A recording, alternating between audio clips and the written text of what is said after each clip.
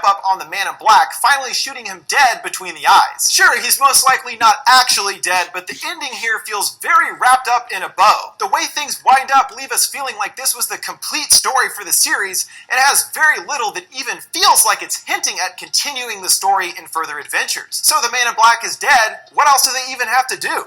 According to the movie, just chill in the midworld, I guess, until something maybe happens? A lot of the grander disappointment in the way the film turned out could be due to behind-the-scenes problems that were revealed just days before the movie's release. The original runtime for the film was more in the 2.5-hour range, while the theatrical version is a mere 90 minutes. That's why it's impossible for the movie to really dive into the deeper side of the story. There's only so much time for the most basic plot progression from point A to B. You might think these additional scenes would help make the movie more coherent and flesh out its ideas, but apparently they had the opposite effect, because it was due to disastrous test screenings of this original version where the audience didn't understand the mythology of the story, and this caused the studio to go back and re-edit the film into the bare-bones version we have now. So even this longer version can't fix the film's inherent problems, but the version we have now is cut down so much that the first act feels more like a random collection of scenes rather than a movie. We are literally just waiting for Roland and the Man in Black to fight. There's nothing else to the story whatsoever. It feels like they wanted to make a Dark Tower movie, but didn't want to make an actual Dark Tower movie. It loses much of the Western stylings the series is known for,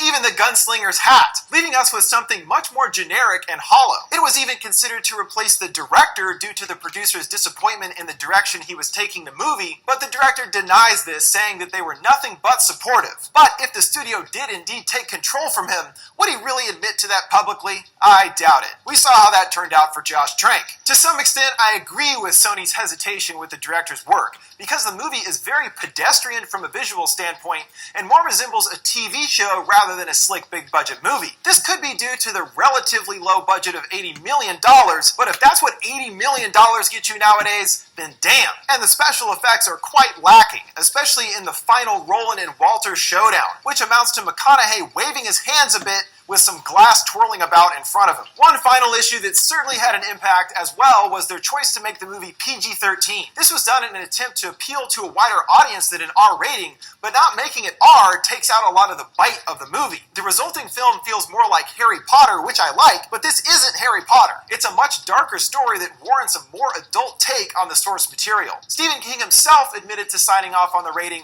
wanting it to appeal to more people. However, he does also say that he would want any potential sequels to be rated R, but it's much stranger to make the first film PG-13 and then the sequel to be R. They should have just made the first one R, and that definitely would let fans know they'd be in for a more faithful adaptation of the darker novels, rather than a cookie-cutter sci-fi adventure designed for kids.